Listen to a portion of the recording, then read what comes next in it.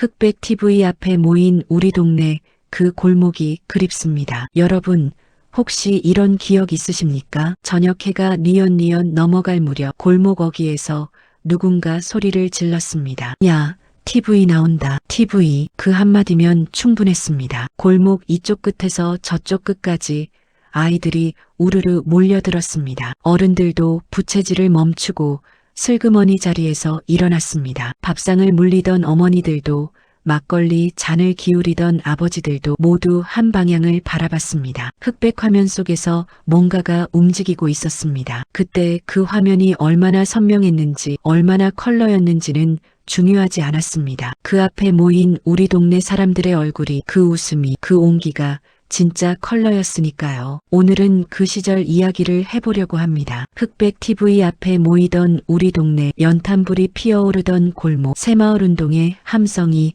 울려 퍼지던 그 시절, 혹시 여러분도 그런 기억 하나쯤은 가슴속에 품고 계시지 않습니까? 오늘 이 시간 그 기억을 함께 꺼내보겠습니다. 우리 동네에 처음 TV가 들어오던 날, 지금으로부터 한 60여 년 전 이야기입니다. 그 시절 TV는 그야말로 동네 전체의 사건이었습니다. 냉장고도 귀하고 세탁기도 없던 시절에 네모난 상자 속에서 사람이 움직이고 말을 한다는 건 가히 기적에 가까운 일이었습니다. 처음 TV가 들어온 집은 대개 동네에서 제일 잘 사는 집이었습니다. 구멍가게 주인집이기도 했고 동사무소 직원이 사는 집이기도 했습니다. 어떤 동네는 이장님 댁에 처음 들어오기도 했지요. 그 집에 TV가 생겼다는 소문이 나면 동네가 발칵 뒤집혔습니다. 김서방네 집에 TV 생겼다더라. 이 한마디가 골목을 타고 번져나가는 속도는 요즘 카카오톡보다 빠르면 빨랐지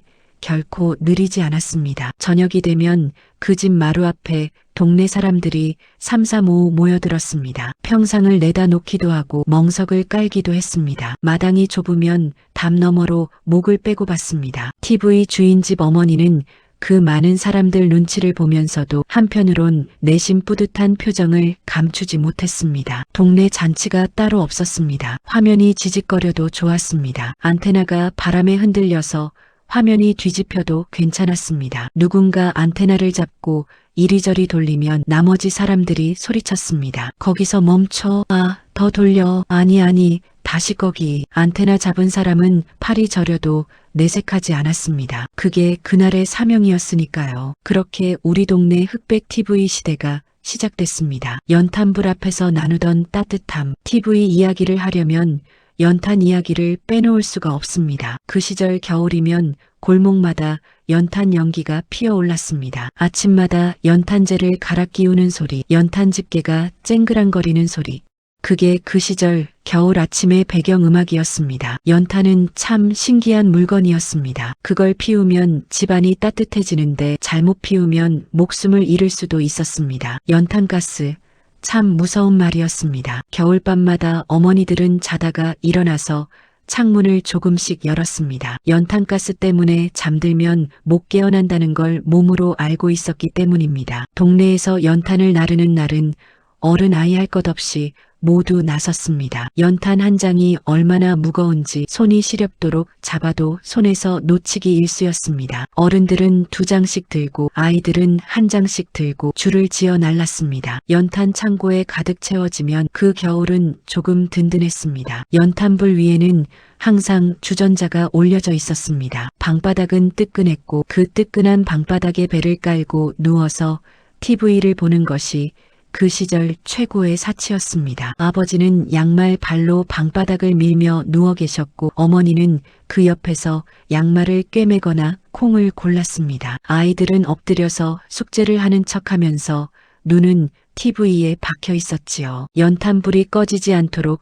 중간에 한 번씩 갈아줘야 했는데 그게 항상 애들 몫이었습니다. 새 연탄에 불을 옮겨 붙이려고 연탄 집게로 씨름하던 그 기억 혹시 여러분도 있으십니까? 연탄불은 단순히 따뜻함만 준 게 아니었습니다. 그 불 앞에서 우리는 이야기를 나눴습니다. 오늘 뭐가 맛있었는지, 학교에서 무슨 일이 있었는지, 옆집 아줌마가 뭐라고 했는지. 연탄불은 그 시절 우리 동네의 심장이었습니다. 골목길, 우리들의 운동장이자 놀이터. 지금 아이들은 상상도 못할 겁니다. 그 시절 우리들의 놀이터는 따로 없었습니다. 골목이 놀이터였고 골목이 운동장이었습니다. 해만 뜨면 아이들이 쏟아져 나왔습니다. 어머니들이 밥 먹으라고 소리를 지를 때까지 골목 안에 있었습니다. 여름에는 땀이 비 오듯 흘러도 겨울에는 손이 꽁꽁 얼어도 집에 들어가기 싫었습니다. 골목놀이가 얼마나 많았던지요. 비석치기, 구슬치기, 딱지치기, 술래잡기, 고무줄 넘기, 사방치기. 지금 말로 설명하면 설명이 안 될 정도로 단순한 놀이들인데 그 단순한 놀이들로 해가 어떻게 지는지 몰랐습니다. 구슬치기는 참 치열한 게임이었습니다. 땅바닥에 작은 구멍을 파고 멀리서 구슬을 굴려 넣는 건데 잘하는 애들은 정말 귀신같이 구슬을 넣었습니다. 구슬을 잃으면 집에 가서 어머니한테 울면서 조르고 또 구슬을 받아서 나왔습니다. 어머니들은 혀를 차면서도 결국은 쥐어줬지요. 딱지치기는 훨씬 더 진지한 문제였습니다. 딱지 하나하나에 가치가 있었습니다. 두꺼운 딱지, 빳빳한 딱지는 고급이었고 얇은 딱지는 하급이었습니다. 딱지를 뒤집으면 내 것이 되고 못 뒤집으면 빼앗기는 구조였는데 딱지를 왕창 잃은 날은 집에 가는 발걸음이 천근만근이었습니다. 고무줄넘기는 여자아이들의 전유물이었지만 남자아이들도 구경하다가 슬쩍 끼어들기도 했습니다. 다리를 꼬고 허리까지 올리고 어깨까지 올리고 잘하는 아이들의 몸놀림은 정말 예술이었습니다. 그리고 해가 뉘엿뉘엿 지면 아이들은 하나둘 집으로 향했습니다. 저녁 밥상이 기다리고 있었고 그 다음엔 TV가 기다리고 있었으니까요. 다방 문화와 어른들의 사교 공간. 그 시절 어른들에게는 다방이 있었습니다. 지금의 카페와는 사뭇 달랐습니다. 다방은 단순히 커피를 마시는 곳이 아니었습니다. 사람을 만나는 곳이었고 소식을 전하는 곳이었고 때로는 거래를 하는 곳이기도 했습니다. 그 시절 커피는 귀했습니다. 다방에서 마시는 커피 한 잔이 당시로선 꽤 값진 음료였습니다. 레지 아가씨라고 불리던 종업원 언니들이 하얀 앞치마를 두르고 쟁반에 커피를 들고 다녔습니다. 설탕은 넉넉히, 크림은 뽀얗게 그 커피 한 잔에 손을 녹이면서 앉아서 이야기를 나누던 풍경이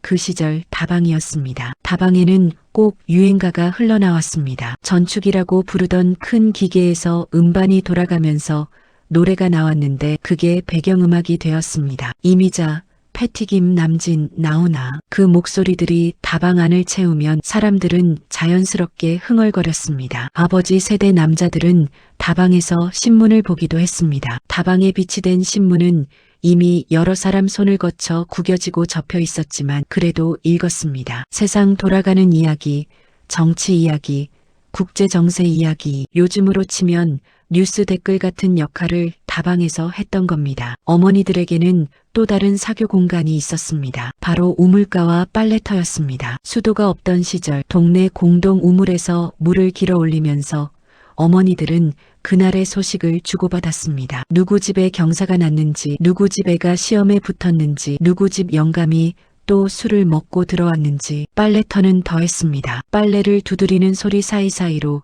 이야기꽃이 피었습니다. 빨래터는 동네의 신문사요, 방송국이었습니다. 새마을운동의 함성이 울려 퍼지던 골목. 새마을운동. 이 단어를 들으면 어떤 기억이 떠오르십니까? 새벽부터 스피커에서 노래가 울려 퍼졌습니다. 새벽종이 울렸네, 새 아침이 밝았네, 너도 나도 일어나 새마을을 가꾸제. 이 노래가 들리면 동네 사람들이 삽을 들고 나왔습니다. 어른도 청년도 아낙네도 모두 함께 나와서 골목을 쓸고 도랑을 치우고 담을 정비했습니다. 그 시절 시골 마을은 정말 빠르게 바뀌었습니다. 초가 지붕이 슬레이트 지붕으로 바뀌고 흙길이 시멘트 길로 바뀌었습니다. 마을 입구에 새마을 깃발이 펄럭이고 마을 회관이 생기고 공동 빨래터가 깨끗하게 정비됐습니다. 지금 생각해보면 참 대단한 에너지였습니다. 나라 전체가 한 방향을 바라보며 움직이던 그 시절. 물론 어두운 면도 있었지만 그 시절을 직접 살아낸 우리로서는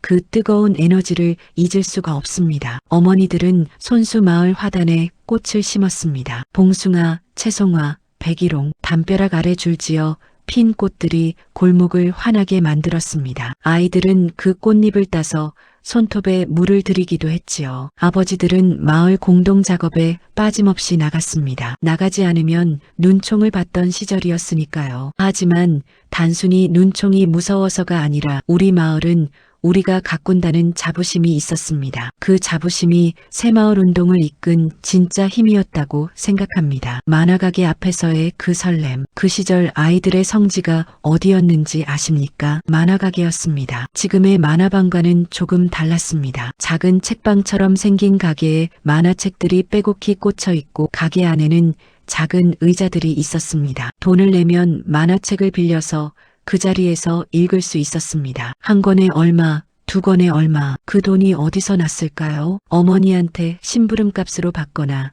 할아버지 할머니한테 용돈을 타거나 심지어 점심 도시락 반찬 값을 아껴서 모으기도 했습니다. 동네 형아한테 빌리기도 했습니다. 그리고 가게 주인 아저씨한테 외상으로 달라고 조르기도 했지요. 외상이 쌓이면 어머니한테 들켜서 혼나는 건 다반사였습니다. 만화책 안으로 들어가면 시간이 어떻게 가는지 몰랐습니다. 독고탁, 공포의 외인구단, 천하무적, 나라라, 슈퍼보드, 아기 공룡 둘리, 그 캐릭터들이 얼마나 생생하게 살아있었는지요. 그리고 친구들과 만화 이야기로 꽃을 피웠습니다. 어제 어디까지 읽었는지, 다음 편이 언제 나오는지, 이 장면에서 주인공이 어떻게 이겼는지 만화책 한 권이 그날의 대화 주제를 만들어줬습니다. 만화가게 아저씨는 대개 말수가 없었습니다. 아이들이 소란스러워도 조용히 신문이나 책을 읽고 있었습니다. 하지만 아이들이 가게 안에서 싸우거나 책을 함부로 다루면 그때는 단호하게 야단을 쳤습니다. 무섭기도 했지만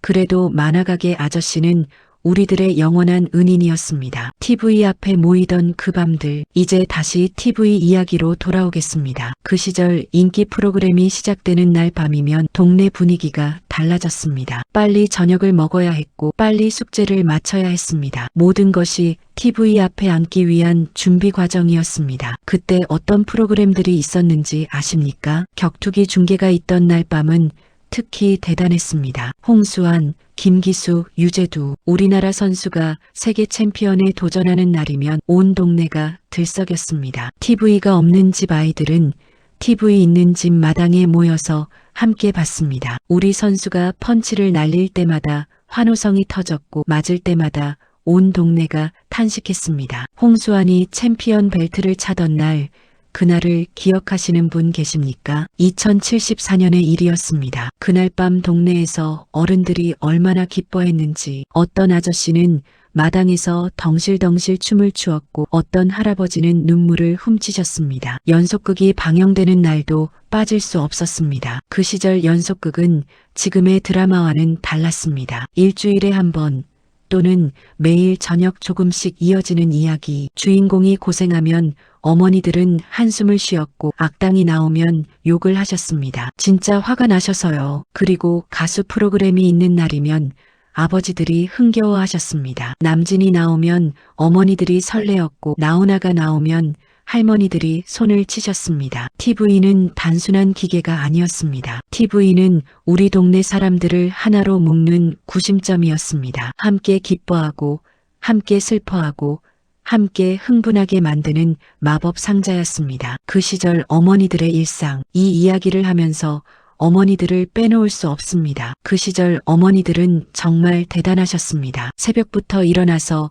아궁이에 불을 지피고 밥을 하고 아이들 깨우고 도시락 싸고 빨래하고 반찬 장만하고 집 안팎을 쓸고 저녁 밥상을 차리고 그걸 하루도 빠짐없이 하셨습니다. 밥 짓는 냄새가 참 좋았습니다. 가마솥에 쌀을 안치면 솔솔 올라오는 수증기, 뜸이 들 때 나는 밥 냄새, 그 냄새만 맡아도 배가 불렀습니다. 어머니들의 손은 항상 거칠었습니다. 찬물에 빨래를 해서 연탄재를 치워서 된장독을 닦아서 그 손이 우리 머리를 쓰다듬어주면 따뜻했습니다. 김장철이 되면 동네 어머니들이 함께 모였습니다. 이 집 김장을 같이 하고 저 집 김장을 같이 했습니다. 배추를 절이고 속을 넣고 독에 담는 작업을 함께 하면서 수다도 떨었습니다. 그날의 점심은 갓 담근 김치와 돼지고기 수육이었는데 그게 그의 최고의 밥상이었습니다. 어머니들은 TV를 보면서도 일을 손에서 놓지 않으셨습니다. 양말을 꿰매거나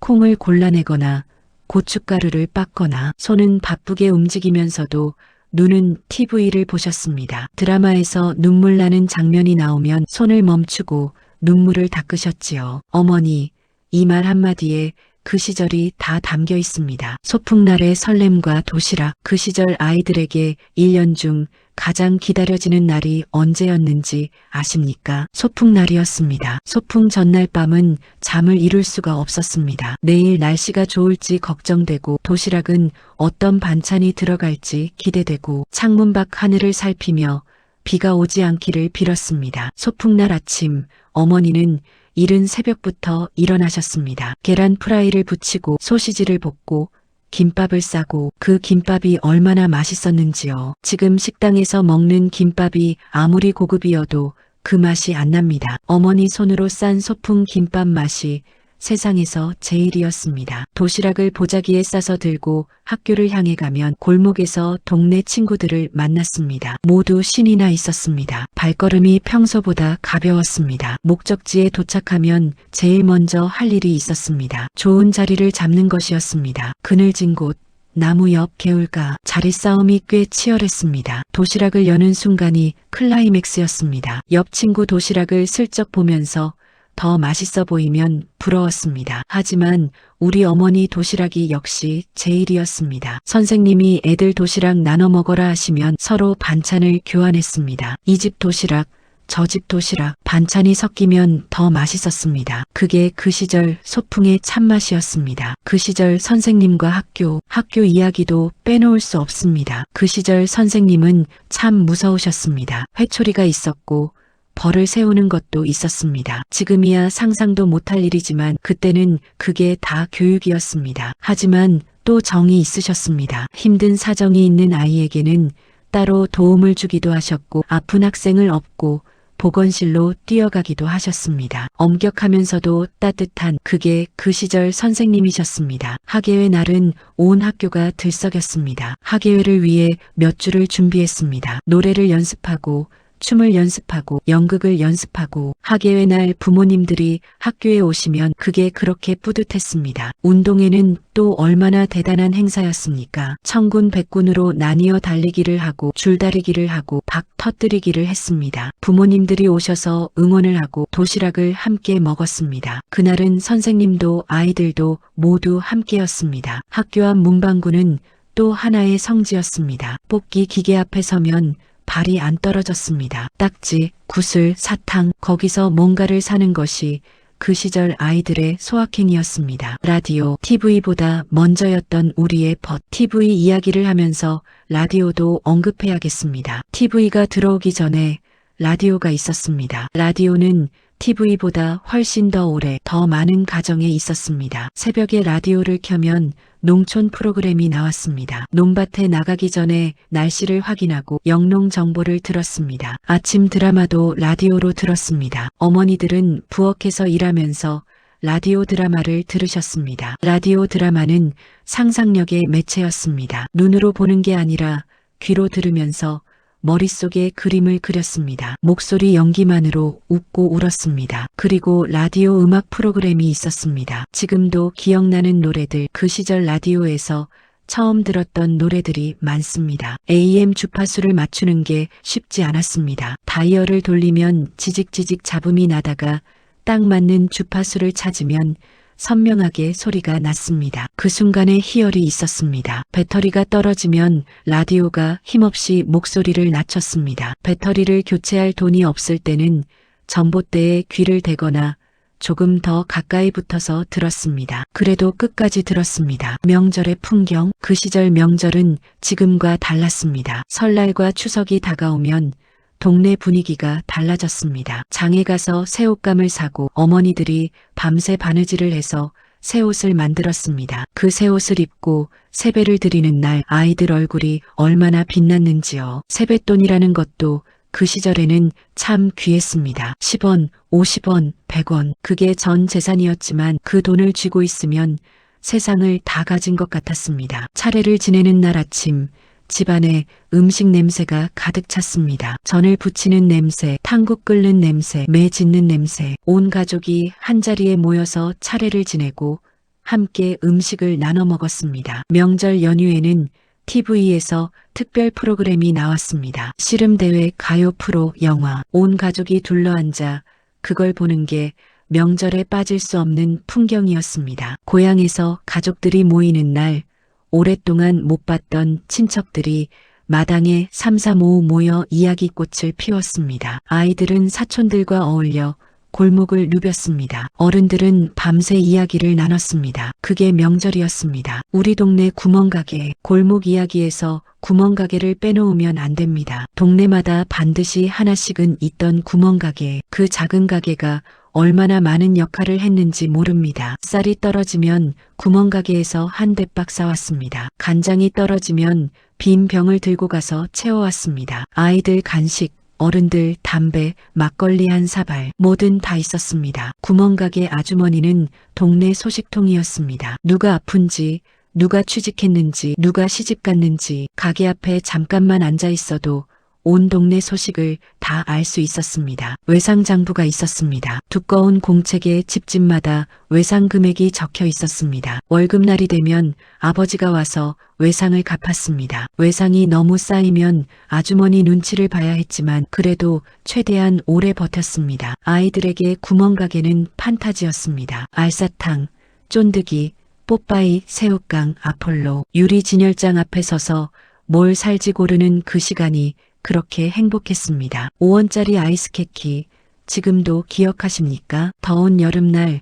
그걸 하나 들고 골목을 걸을 때의 그 기분, 세상에 부러울 것이 없었습니다. 이웃사촌이라는 말의 의미, 그 시절에는 이웃사촌이라는 말이 그냥 말이 아니었습니다. 진짜였습니다. 옆집에 경사가 나면 함께 기뻐했습니다. 옆집에 초상이 나면 함께 슬퍼했습니다. 옆집에 아픈 사람이 생기면 음식을 해서 날랐습니다. 옆집 아이들을 내 자식처럼 돌봐줬습니다. 대문이 없는 집도 많았습니다. 아니, 대문이 있어도 잠그지 않는 집이 더 많았습니다. 누구든 마당에 들어올 수 있었습니다. 그게 당연한 세상이었습니다. 이사를 갈 때는 동네 사람들이 다 나와서 도왔습니다. 이삿짐을 날라주고 이사 온 집에서는 떡을 돌렸습니다. 그 떡 한 조각이 새 이웃과의 인사였고 그게 새 공동체의 시작이었습니다. 어떤 날은 저녁 밥상을 들고 옆집에 가기도 했습니다. 반찬이 맛있게 됐다고 한번 드셔보라고. 받은 집에서도 다음에는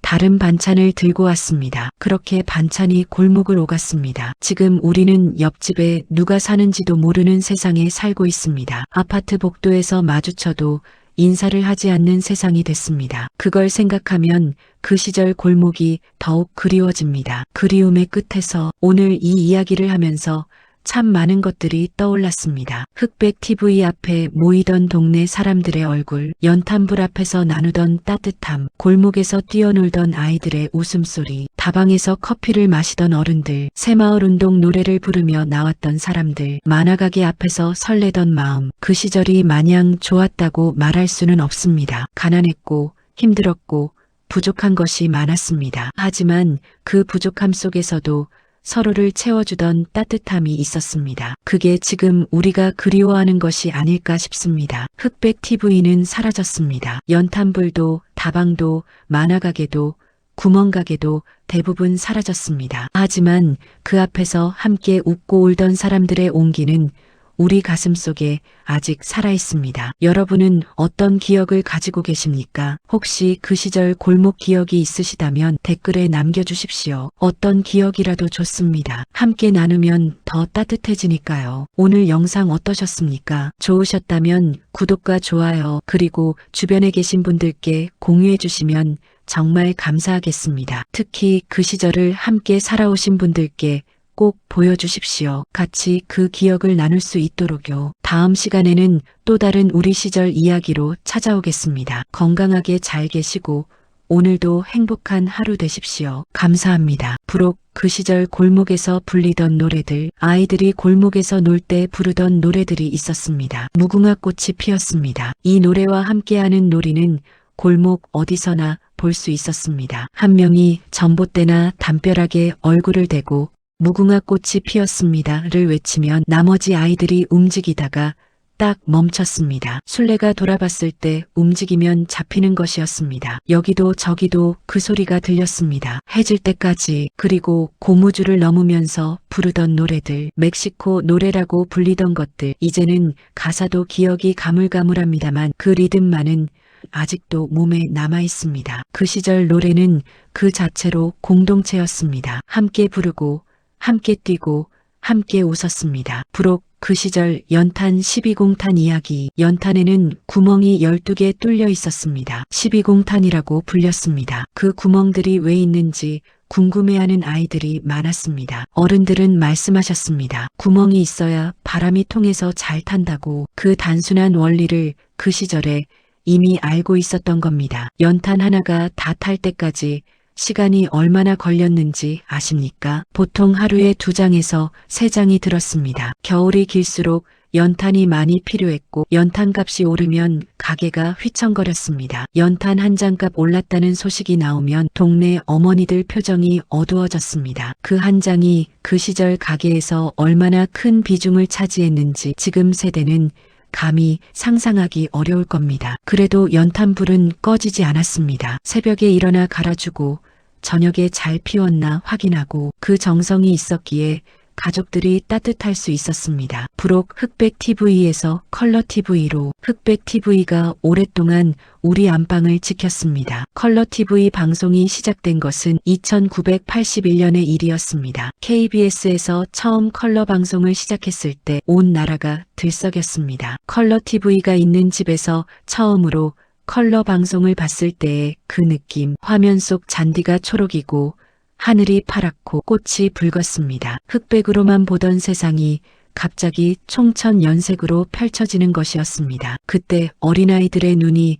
얼마나 동그래졌겠습니까? 컬러 TV로 바꾸는 것도 동네에서 큰 사건이었습니다. 흑백 TV 때처럼 또 한 번 이웃들이 몰려들었습니다. 우와, 진짜 컬러다. 감탄사가 절로 나왔습니다. 그렇게 시대가 바뀌었습니다. 흑백에서 컬러로. 하지만 그 화면 앞에 모이던 우리 동네 사람들의 온기는 변하지 않았습니다. 아니, 그 온기는 영원히 변하지 않을 것입니다. 마지막으로 드리는 말씀. 여러분, 오늘 이 긴 이야기 끝까지 함께 해주셔서 정말 감사합니다. 흑백 TV 앞에 모이던 그 골목, 연탄불이 타오르던 겨울 저녁, 만화가게 앞에서 설레던 아이들, 구멍가게 유리 진열장 앞에서 침을 삼키던 그 모습, 그게 다 우리 이야기입니다. 우리가 살아온 이야기입니다. 지금 세상이 많이 달라졌습니다. 풍요로워졌고 편리해졌습니다. 하지만 그 시절 골목에서 느꼈던 따뜻한 공동체의 온기는